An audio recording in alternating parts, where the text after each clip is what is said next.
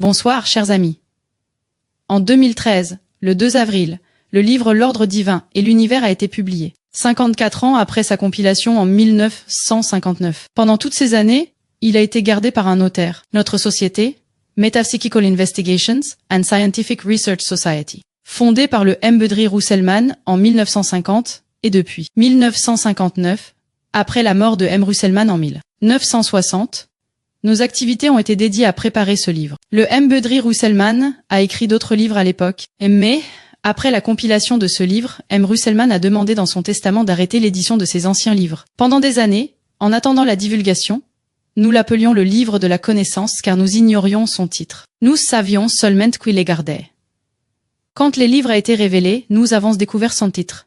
L'ordre divin et l'univers. Nous n'avons pas donné de titre au livre, c'était son titre.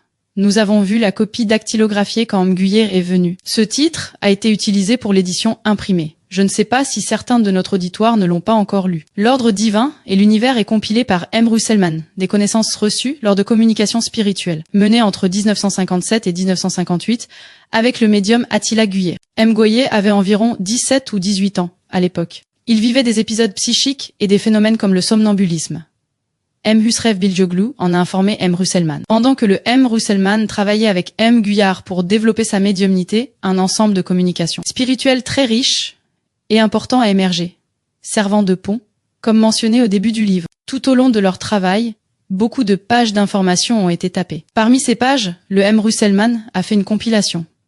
Ce texte a été comparé au plan ayant produit ces communiqués. Après leur validation, le reste des pages tapées a été brûlé. Le texte approuvé a été tapé en 3 exemplaires, et remis à Metin Sakik, Husrev Bilgeoğlu et Attila Guyard. Cette compilation, après avoir été complétée et copiée 3 fois, le plan spirituel demande qu'elle soit gardée cachée. Et ces 3 gardiens n'en parlent à personne, pas même à leur famille. Pendant des années, personne n'a eu la moindre idée de l'identité des gardiens du livre. Nous avons eu la chance d'apprendre de M. Sakik, avant sa mort, qu'il avait personnellement dactylographié ces 3 copies papier. Les 3 gardiens, y compris le médium, se sont retirés dans leur vie privée. Pendant des années, ils ont veillé sur ce livre confié à eux. On dit confié, car, une fois la compilation terminée et approuvée par le plan divin, M. Russelman remet 3 copies à un notaire, abandonne ses droits d'auteur, et transfère tous les droits aux 3 gardiens. Étant une collaboration, chaque copie a été scellée et confiée à 16 gardiens. M. Russelman leur a dit, mon travail est fini. Tout est entre vos mains. Il a quitté la présidence à travailler et est resté chez lui pour étudier l'anglais. Les plans divins Louis a demandé s'il voulait connaître l'heure de sa mort. M. Russelman a répondu, non, je ne veux pas. Les plans divins a proclamé, comme nous avions espéré. Il voyait 70, lors de l'ouverture des sceaux, les 3 copies étaient parfaitement identiques, comme si elles avaient été dactylographiées. J'ai eu l'occasion de rencontrer personnellement Metin Sakik, ainsi que le médium Attila Guyère. Monsieur Husrev Bilgeoğlu est décédé en 1984. Lorsque M. Sakik est mort en novembre 2012, M. Guyère a reçu un signal divin l'invitant à contacter notre conseil. Il nous l'a apporté vraiment. Il y a environ 7 ans, nous avons pris la décision de publier le livre en turc ottoman, ce qui a marqué une étape clé et très significative. Ensuite, nous l'avons adapté en turc moderne pour atteindre un public beaucoup plus large. L'ordre divin et l'univers ont été traduits et ce fut vraiment un processus fascinant et enrichissant. Ainsi, le livre a été largement diffusé, devenant accessible et compréhensible pour de nombreux lecteurs. Le texte, la version turque moderne et la traduction anglaise sont disponibles en numérique pour ceux qui veulent explorer. Pourquoi ce livre est-il resté caché si longtemps? En ouvrant ce livre, nous avons découvert que son contenu était vraiment complexe et difficile à comprendre pour les gens de l'époque. Cependant, de nos jours, avec l'avènement de la théorie quantique, ainsi que les nombreuses observations scientifiques sur le climat, et les mystères entourant la planète X, tout cela nous étonne plus du tout. Quel est le contenu de ce livre? Qu'est-ce qui nous révèle? Je vais mentionner certains points présents dans la 2e partie de cet ouvrage. Il y a de nombreuses indications concernant les événements actuels que nous vivons tous, et on peut les considérer comme des prophéties des événements à venir. Mais avant d'explorer cette partie dans son ensemble, que nous communique ce livre? Pourquoi est-il si unique? L'ouvrage débute par ces phrases.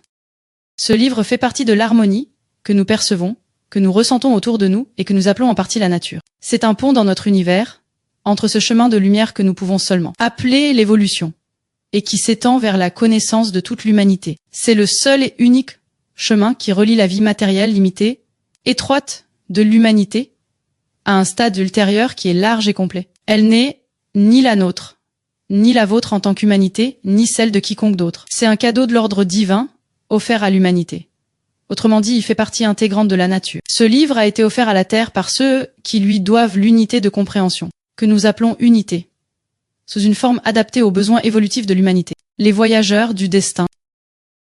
Ce qui est crucial, c'est que comme le plan le suggère, nous l'observons autour de nous. Le plan s'y intègre. Selon le plan, ce n'est ni à nous, ni à vous. Le plan, appelé les voyageurs du destin, a été mentionné comme pionnier dans les interviews avec Meguier. Même ce plan sublime parle de ce qu'ils perçoivent et ressentent autour d'eux et nomme la nature de manière partielle. Ainsi, personne ne voit l'ensemble de la nature et ne peut la nommer que comme l'harmonie, un système harmonieux. Plus loin dans les livres, on lit. Attendez avec impatience d'être en harmonie. Ils évoquent un chemin de lumière que nous appelons l'évolution. Dans la première partie, on découvre la naissance de notre univers matériel, l'apparition de la matière amorphe, sa structure, et son immobilité jusqu'à ce que les influences du principe originel, filtrées par l'unitaire, l'atteignent. Et comment la matière amorphe réagit à cette influence initiale. Les 20 premières pages du livre posent le plus de problèmes au lecteur. On entend souvent. J'ai lu les 20 premières pages et je n'ai pas pu continuer. C'est compréhensible, car le livre débute avec l'origine de notre univers matériel. Si vous avez des bases en physique, c'est pas si compliqué. En termes simples, le livre décrit comment notre univers physique, celui de la matière, est né dans son état amorphe. Il explique le cosmos de l'hydrogène, comment cette matière amorphe est immobile sous une influence, commence à bouger, comme quand on donne une pichenette à un crayon immobile, il se met à bouger exactement ainsi. Notre univers, avec ce premier mouvement de la matière amorphe, prend naissance dans ce cosmos d'hydrogène. Comment émergent les étapes fondamentales? L'émergence du premier atome d'hydrogène, un concept clé du livre, est la relation entre l'esprit et la matière. L'esprit n'est pas en contact direct avec la matière. Les esprits appartiennent aux vérités du super-univers, opposées à la substance de l'univers. Ce livre nous apprend donc que l'esprit est un super-univers, au-delà des limites de l'univers matériel. Une vérité bien au-delà du point le plus haut de notre univers. Cependant, pour satisfaire les besoins évolutifs des esprits, l'influence première du principe originel touche la matière amorphe de notre univers. Cela initie le mouvement, la création d'atomes dans cette matière animée. Et comment les esprits novices apprennent à gouverner ces atomes. Quand le plan parle d'esprit novice, il n'implique aucune infériorité, etc. Cela signifie que ces esprits sont novices dans l'utilisation de cette matière amorphe. Le livre explique que, suite au lancement de ce système d'influence, les esprits se lient aux atomes et traversent un cycle d'adaptation passive. C'est un processus. Grâce à ce processus, les esprits commencent à agir sur la matière par des mouvements et des déplacements. Par le rassemblement et la dispersion des atomes, la matière se complexifie de plus en plus selon sa capacité à réagir à cette action. Des structures complexes emergent. Plus tard. Ainsi, les questions comme combien pèse un esprit? Ou d'où l'esprit quitte-t-il le corps après la mort?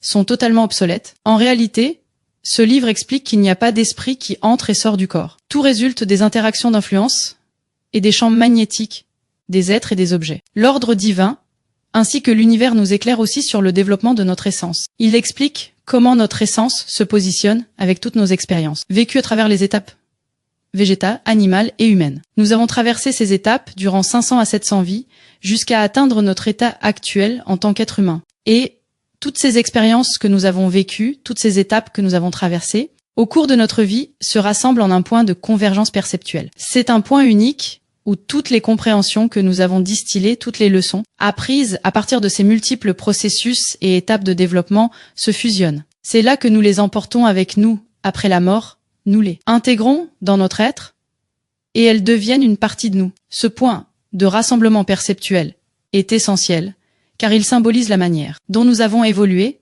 et ce que nous avons retenu de notre passage sur Terre. Ainsi, l'apparition de la matière amorphe, l'émergence de l'être, les étapes de développement de l'être, comment la transition s'opère vers les stades de la plante, de l'animal et enfin de l'homme. Comment au début certaines choses se sont produites et ont été apprises de façon automatique. Et plus tard, comment ces choses ont lentement évolué pour devenir des instincts puis des intuitions. Ensuite, d'une manière automatique et plus tard semi-automatique, elles se transforment en intuition. Nous voyons donc que le processus de compréhension avance.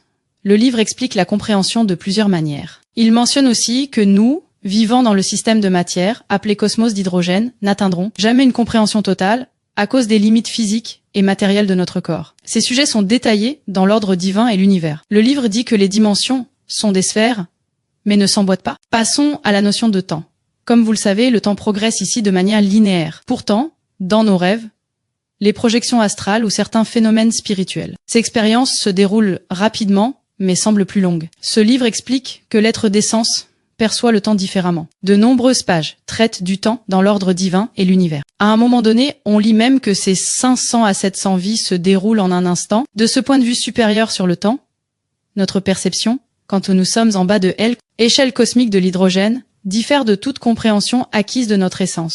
En étant à ce point perceptuel de rassemblement. Et vu de là, toutes ces expériences, compréhensions, vies passées, systèmes ancestraux, tous ces cycles sont perçus différemment. Les êtres gagnent en expérience dans la structure végétale puis s'incarnent dans un organe animal avant de gouverner un système humain. Le livre explique l'incarnation, qui n'est pas simplement passée d'un corps à un autre. Ainsi, l'ordre divin et l'univers ont transformé nos anciens concepts. Que révèle encore ce livre après que les êtres atteignent le stade humain? Dans le développement de son contenu, le livre détaille les fonctions du cerveau ainsi que du système nerveux. Il explore comment le cerveau perçoit non seulement la conscience, mais aussi le subconscient, l'inconscient et même la conscience supérieure. Par exemple, ce livre apporte des significations nouvelles et variées. Il enrichit notre compréhension actuelle de ce que nous appelons aujourd'hui le subconscient en psychologie. En réalité, l'ordre divin et l'univers nous offre un modèle de conscience renouvelé. Laissez-moi parler de ce modèle de conscience. Actuellement dans notre corps et à travers nos 5 sens, ce que nous percevons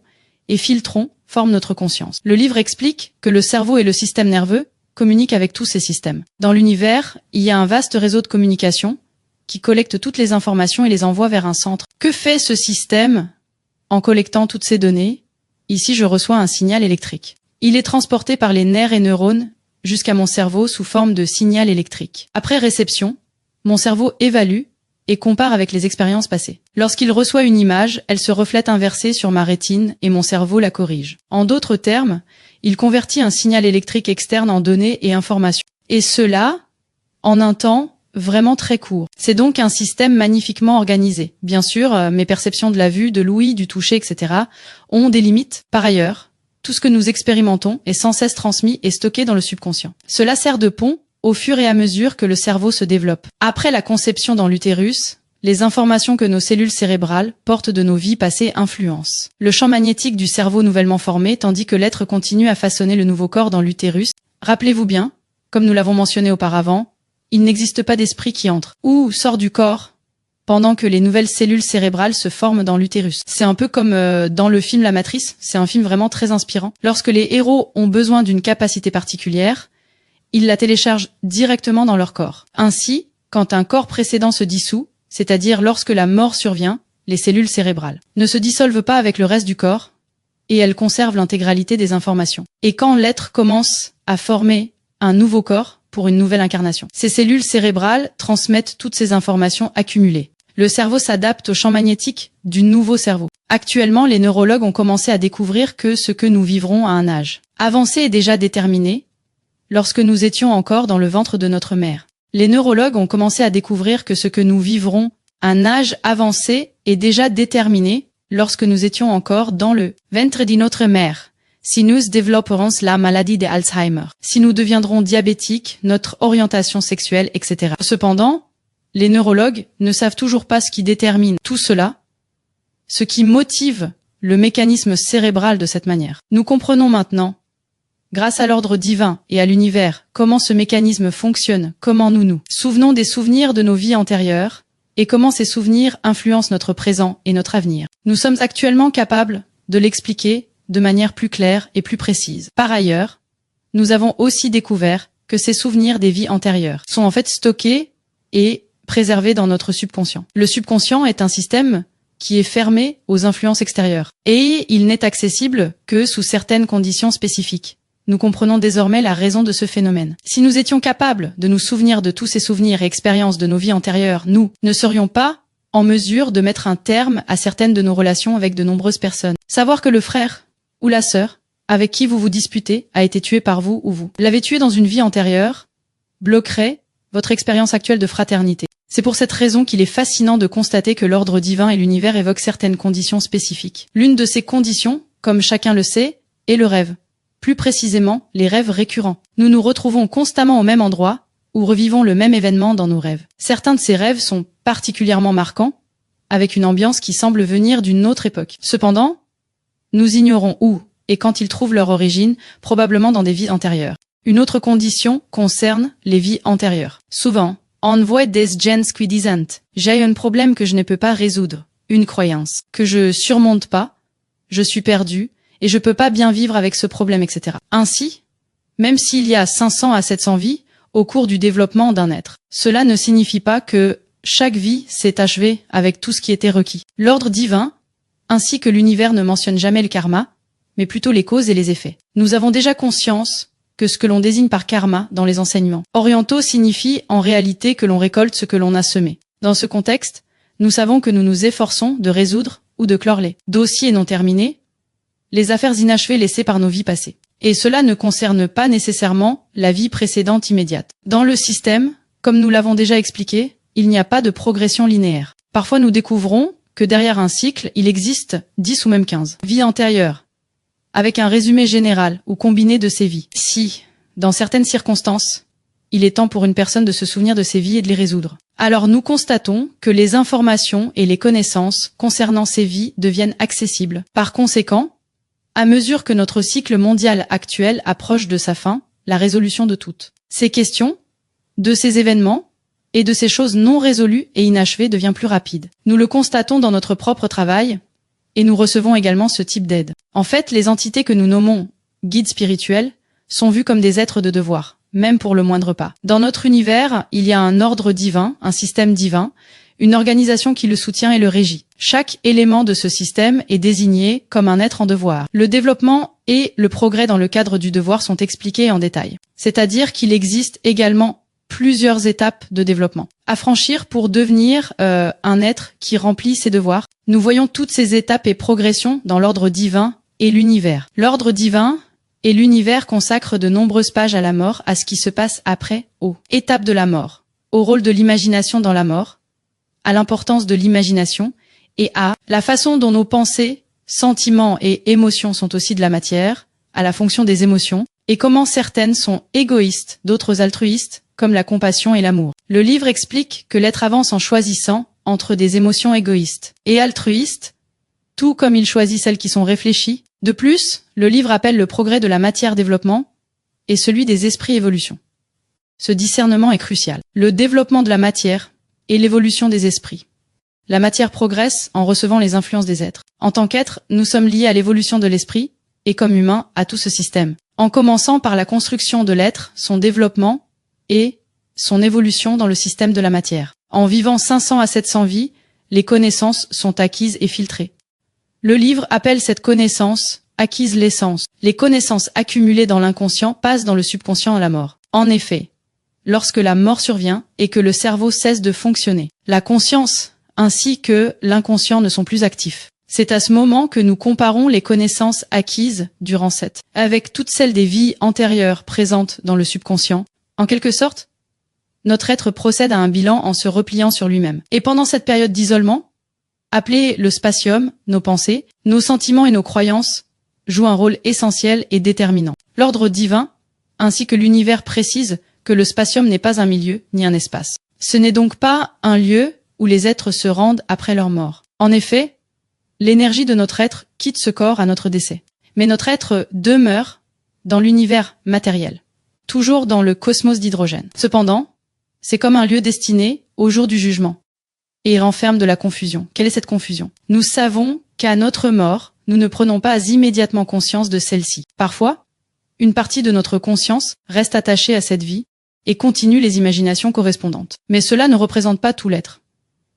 Ce qui reste est un fragment énergétique de l'être. Ainsi, à notre mort, nos croyances, sentiments, émotions, pensées demeurent. L'attachement est crucial dans le spatium, car le système est fermé après la mort, et nous sommes à l'intérieur avec notre imagination. Comme nous n'avons pas encore de mécanisme de défense, le système nous oblige à les utiliser jusqu'à ce que nous finissions notre examen de conscience, jusqu'à ce que nous puissions dépasser ce point. Nous devons maintenant nous confronter à nous-mêmes, faire face à ce que nous avons fait et ce que nous n'avons pas fait. Nous faisons ce bilan après chaque vie. Ce livre nous informe aussi sur la fonction et le mécanisme des rêves, expliquant ce nouveau modèle de conscience. Oui, nous avons discuté de l'importance cruciale des pensées et des croyances que nous avons dans notre vie actuelle. Parce que, dans le spatium, nous créons tout ce que nous pouvons imaginer. Imaginons qu'en raison d'une erreur que vous avez commise, ou à cause d'une croyance selon laquelle vous devriez être puni pour une quelconque raison, vous en faites l'expérience encore et encore. Vous le vivez de manière répétée jusqu'à ce que vous vous sentiez plus à l'aise. Vous le vivez encore et encore, jusqu'à ce que vous deveniez conscient des besoins, de développement, des causes et des effets de cet événement en particulier. Comme l'explique l'ordre divin et l'univers. Quand l'être est dans le spatium, il est complètement isolé des influences extérieures et ne reçoit que celles de son subconscient. Ensuite, une fois ce processus terminé, il peut recevoir des influences d'autres êtres, de ses guides, ou plutôt d'êtres de devoir. Nous avons lu dans ce livre le mécanisme des rêves, les types de rêves. Les rêves influencés par les conditions physiques et comment ceux influencés par les êtres de devoir sont bien plus clairs, etc. N'oubliez pas la comptabilité. Nous avons une comptabilité quotidienne, notre être tient un livre de compte, avec nos actions, évaluant chaque jour pour le point de conscience. Après la mort, c'est comme la comptabilité de fin d'année, équilibrer les comptes. C'est la liquéfaction d'une entreprise. Nos actions sont confrontées aux connaissances de nos vies passées. Quel était notre plan de vie avant la naissance?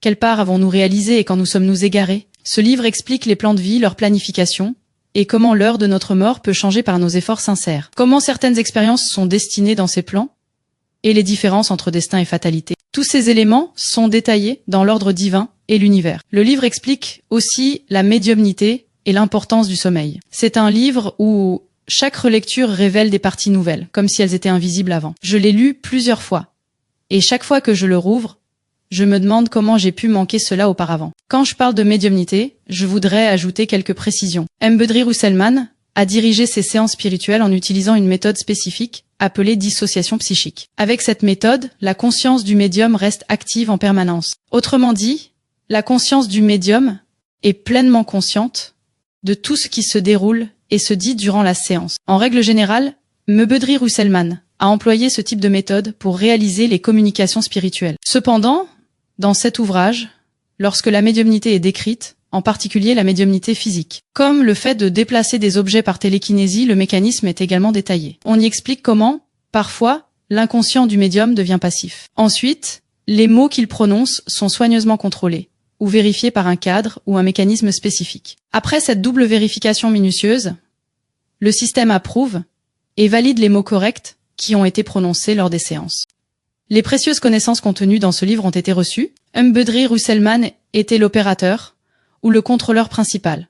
C'est lui qui posait les questions et dirigeait toute la séance. En quelque sorte, le puissant champ magnétique de M. Ruselman jouait un rôle crucial. Tel un paratonnerre, il captait et mettait à la terre cette précieuse connaissance. Je pense qu'en présence de M. Ruselman, le médium entrait immédiatement et facilement dans la session car M. Ruselman était capable de poser ces questions spécifiques. Ces connaissances ont-elles été reçues et écrites?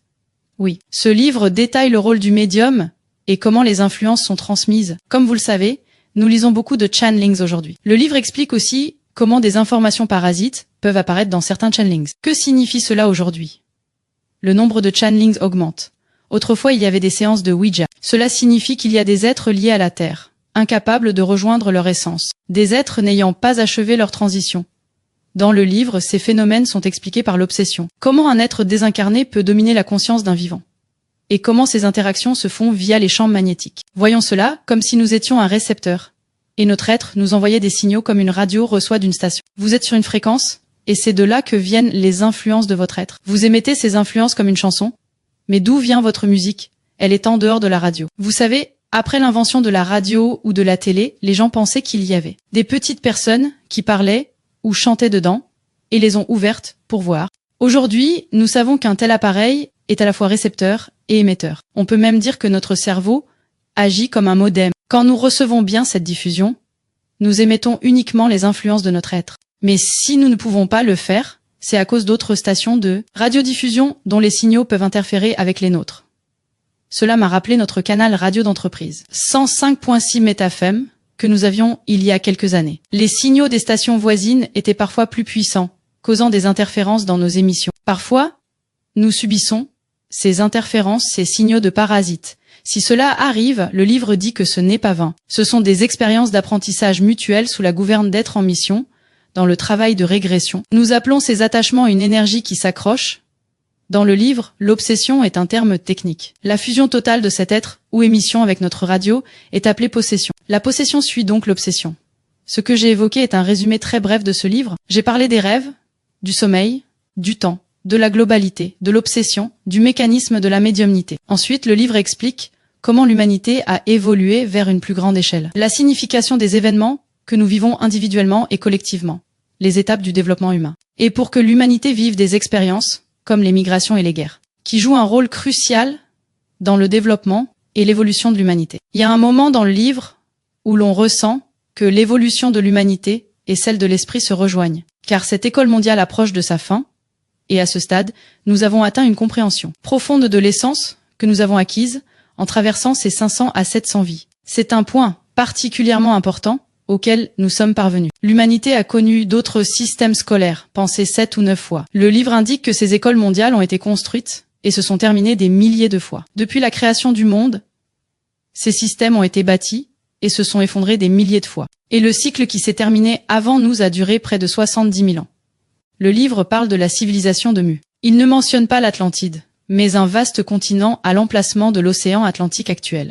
Nous avons appris cela dans les lectures d'Edgar Cayce. Ce livre nous enseigne que la civilisation Mu avait atteint un haut niveau de développement matériel. Malgré cette technologie avancée, ils ont dû affronter de nombreux tests et épreuves. Et il y a eu une augmentation des cas de cancer. Concernant le cancer, l'ordre divin et l'univers disent qu'il survient lorsque la matière ne répond plus aux besoins des êtres. Quand la matière du monde ne répond pas aux besoins évolutifs, la dégénérescence cellulaire débute. Imaginez votre corps dans un état où vous ne pouvez pas recevoir, diffuser, ou recevez par intermittence ce signal entrant. L'être ne peut alors pas utiliser ce véhicule de manière adéquate. Et quand le corps n'est plus réceptif, la cancérisation débute. Et derrière tout cela, souvenez-vous que l'ordre divin et l'univers déclarent que les émotions ne sont que les manifestations des possibilités matérielles les plus fluides et subtiles du monde. C'est donc un système de matière. Le livre dit que tous les systèmes spirituels sont des fonctions de la matière, avec une liquidité croissante. Tout est matière dans le cosmos hydrogène.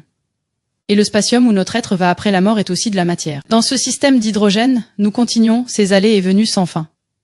Oui, l'humanité est allée loin, mais où allons-nous? L'ordre divin et l'univers clarifient cela en fournissant des détails sur les dernières étapes de cette école mondiale. La dernière partie du livre parle de notre système solaire. La planète Sojourner, 400 fois plus grande que la Terre, a été détournée vers nous. Ses effets sont détectés, mais elles restent invisibles aux scientifiques. Aujourd'hui, les astronomes essaie d'expliquer ces effets sur notre système solaire, causé par un corps céleste immense et invisible. Il y a de nombreux articles en anglais écrits par des scientifiques étrangers et des Russes. L'ordre divin et l'univers divisent les jours futurs en période de 50 ans, en considérant que cette compilation a été terminée en 1959. La première période s'est terminée vers 2000 à 2010. Nous sommes maintenant en 2020, dans la deuxième période de 50 ans. Durant cette deuxième période de 50 ans, cette planète, 100 fois plus grande que la Terre, approche du système solaire. Son champ magnétique influence ceux du Soleil et de notre monde. Les effets finaux incluent un déplacement polaire, un basculement de l'axe, etc. Étant donné que les éruptions solaires d'hydrogène affectent nos champs magnétiques. Imaginez les effets d'un tel basculement et sur le champ magnétique mondial. Catastrophes naturelles, inondations, séismes. Ces phénomènes sont-ils influencés par le champ magnétique de notre planète sur notre système solaire? Et ils vont augmenter. Le réchauffement climatique n'était pas discuté en 1958, mais depuis toutes ces années, le livre décrit comment le climat, la température et le niveau des mers augmenteront par pays, comment les précipitations croîtront et comment l'humanité fera face à certaines maladies au fur et à mesure de ce processus. Actuellement, un virus invisible nous oblige à rester chez nous et à stopper l'humanité. Dans ce processus, nous devons rompre avec nos habitudes. Nous sommes liés aux structures matérielles que nous consommons sans cesse. Nous vivons une période de retraite forcée pour tout remettre en question. Où vais-je? Toutes ces choses que je poursuis ou auxquelles je m'accroche sont-elles vraiment nécessaires pour moi? C'est une période que nous comprendrons, mais finalement, peu importe ce que vous possédez, nous sommes tous égaux. Ce virus ne distingue pas un premier ministre, un prince ou un sans-abri. Il a donné un sens à l'humanité entière et nous a secoués. Avec cette secousse, nous devons réorganiser notre rapport à la matière. La matière devient plus intelligente. Prenons les récents développements de l'IA. De nos jours, il y a vraiment trop de théories du complot qui circulent. Imaginons qu'il existe des groupes qui organisent et planifient le progrès de l'humanité, des puissances en place. Cependant, Il y a toujours un système divin, bien plus grand, qui les gouverne. Ce système fait évoluer l'humanité d'une étape à une autre et utilise également tous les intérêts matériels des humains comme un outil. Cet ordre divin ou système divin réalise cela d'une manière vraiment magnifique. Le livre indique que les êtres évoluent aussi par égoïsme. Ainsi, quelqu'un peut être égoïste. Comme dit le proverbe, c'est le combat entre obscurité et lumière. Cela s'est aussi passé à Mu.